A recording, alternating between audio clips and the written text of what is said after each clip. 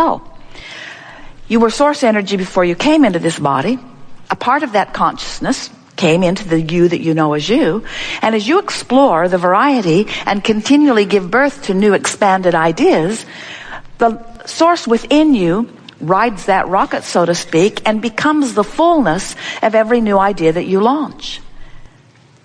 So now, you who have explored, and you who the larger part of you is expanded, you now have some options that your emotional guidance system is presenting to you. You can remain focused in opposition to your own expansion and feel bad while you do it. Or you can turn your attention in the direction of what you're asking for and begin to feel the flow and the momentum of the power of the energy that creates worlds flowing through you. In other words, when you go with the flow of who you are, you feel wonderful. That's what passion is. That's what enthusiasm. That's what love is. That's what the smell of a good idea is. That's what inspiration is. Your source has evolved because of requests that you have sent forward. Your source is holding steady to the vibration. Law of attraction is assembling all cooperative components, and you, depending upon how you are focused, are cooperative, good feeling, or uncooperative, bad feeling. That is the story of how you feel and why you feel the way you feel. Every time, no exceptions, that you feel negative emotion, it's not because that thing or that person that you're looking at made you feel bad. It's because that thing you're looking at made you ask for more and you didn't go yet. You're still talking about why you need it instead of how good it will feel to have it. You're still defending your reason for asking rather than just going with the flow and understanding and accepting that when you ask, it is given every single time. But it is given vibrationally first, and that's the thing that trips so many of our human friends up. You don't care about the vibrational giving. You want the money in the bank. You want the lover in the bed. You want the car in the garage. Vibrational, vibrational, vibrational. What's this vibrational stuff? I want to spend it. I want to know it. I want to see it, smell it, hear it, taste it, touch it, feel it. I want the tactile, physical experience of it. And we say, if you will satisfy yourself just for a little while with the emotional version of going with the flow, if you will be satisfied for a while to feel the exhilaration of the good idea, it is our promise to you that your good idea will manifest in your life experience, in your what you call reality, in the same way that it has already taken shape and form in this vibrational reality. This vibrational reality is a reality. It is the vibrational precursor to everything that you know that is physically manifested. But as humans, you've become such organizers of the physical stuff and such observers of the physical stuff that you have lost your sense of who you really are. So you want to see something rather than feel something. We want you to get back to that primal, pre-birth, source energy, memory, that sometimes it feels good just to feel good by affecting the direction of your thought and finding the feeling. The beasts of your planet still remember that. They are much more intuitive, you call them. They are much more instinctual, you call them, which means they're listening to vibration. And you say, well, they've just got good ears. And we say, yes, they do. They have good ears. They are keenly sensing vibration. They see better than you do. They hear better than you do. They smell better than you do. Their food tastes better than yours does, and it's dog food.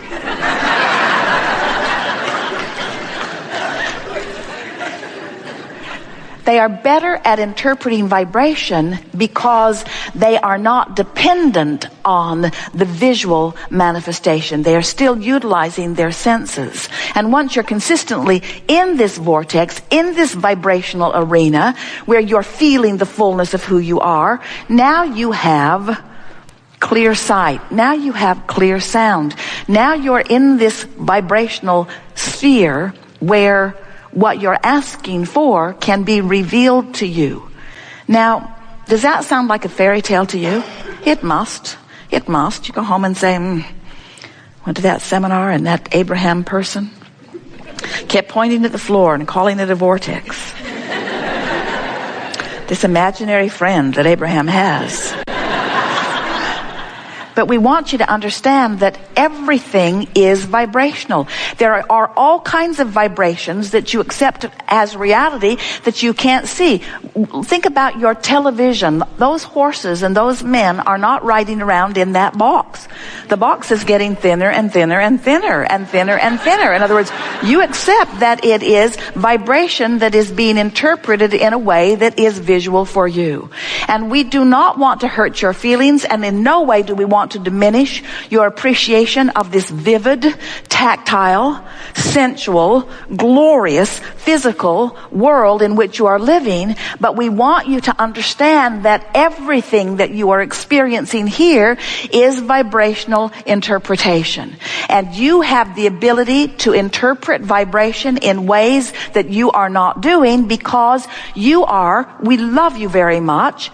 You are hung up on your physical reality.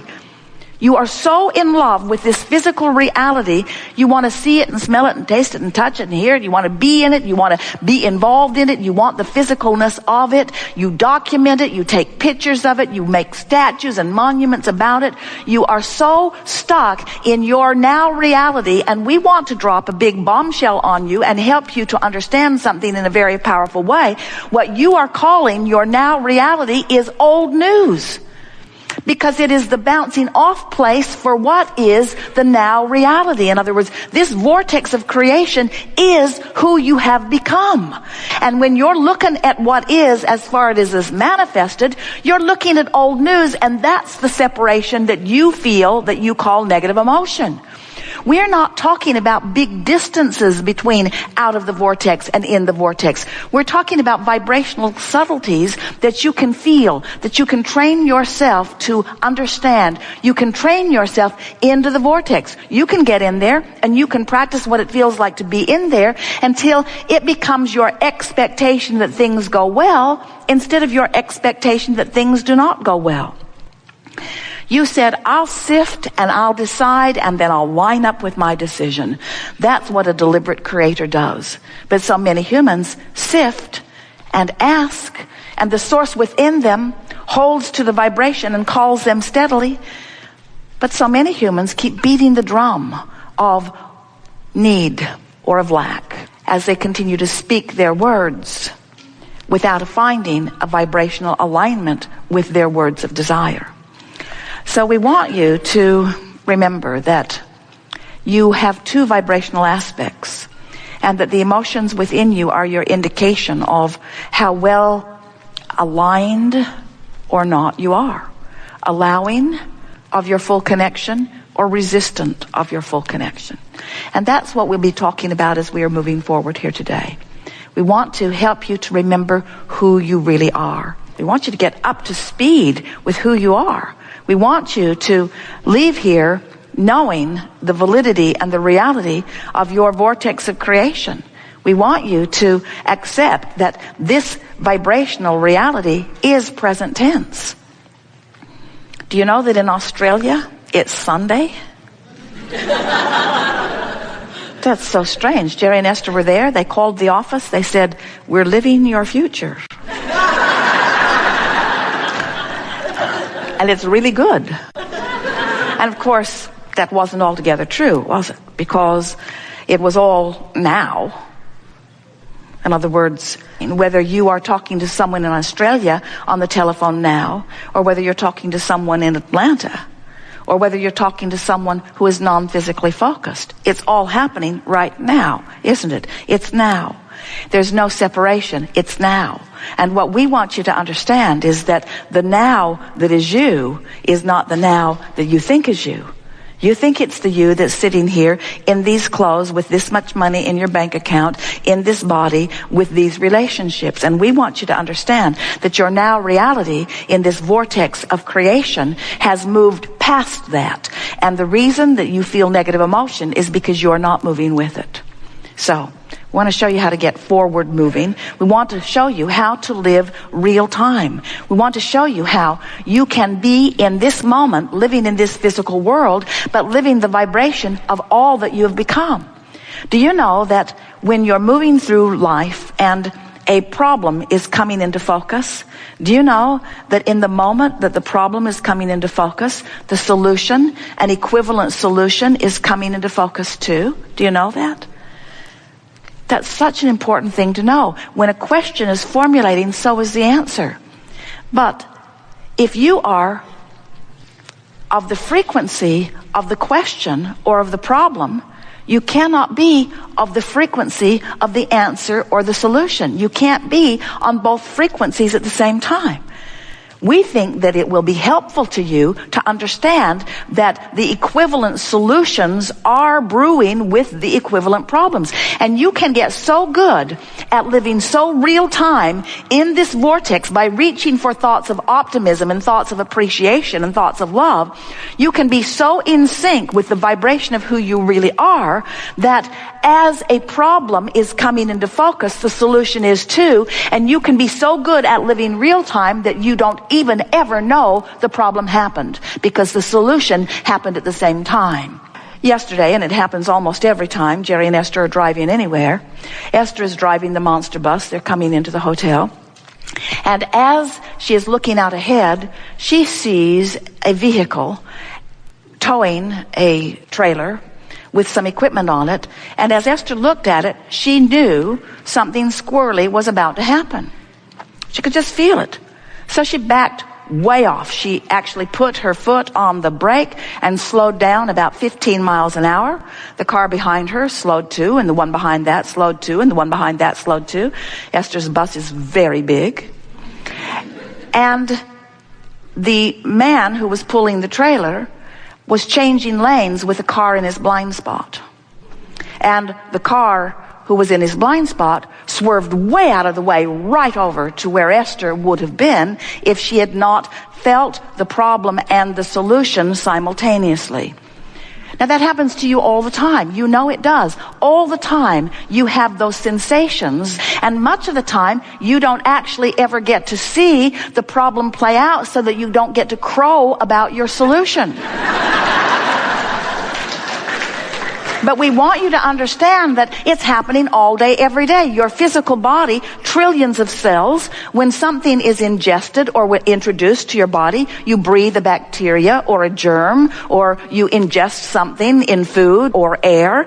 The trillions of cells in your body launch these rockets of desires and find the solution before your body ever finds the problem. In other words, this is happening all day, every day. You are introduced to so many things that if the doctors could get you to go every hour on the hour and let them check, they would pronounce you terminally ill with so many different things, because your body is compensating all day, every day for what's coming to it. When you are an ornery toad, you interfere with the communication of the trillions of your cells. When you are in love, when you are tuned in, tapped in, turned on, when you are in chronic appreciation, when you're feeling good most of the time, you don't hinder your cells from finding their solutions in the moment that they are introduced to the problems. And the problems are so slight, they are not even microscopically discernible. When you allow yourself to live real time, where solutions and problems are dancing together, that's what you said you would do. Not one of you said, I'll go into the physical and I'll make life so hard for myself and others around us that we will really expand. None of you said that. You said, I'll go forth into this contrasting environment, and from the contrast, improvement will be born. That's what the evolution of all species is about. Improvement will be born. And, you said, I'll pay attention to the way I feel, and I will do my very best to stay up to speed with the expanded version of me. Because the fact of it is, when you expand and you don't go with it, you don't feel good. It's just that simple. You are a lover, and when you don't love, it feels awful. You are one who knows the worthiness of your being, and when you don't feel worthy, you feel awful. And it's not because someone outside of you is assigning that judgment and feeling bad about something you've done. It's that you expanded and you're not up to speed with you. Every negative emotion you feel, no exception, every single time, is because part of you expanded and the other part didn't.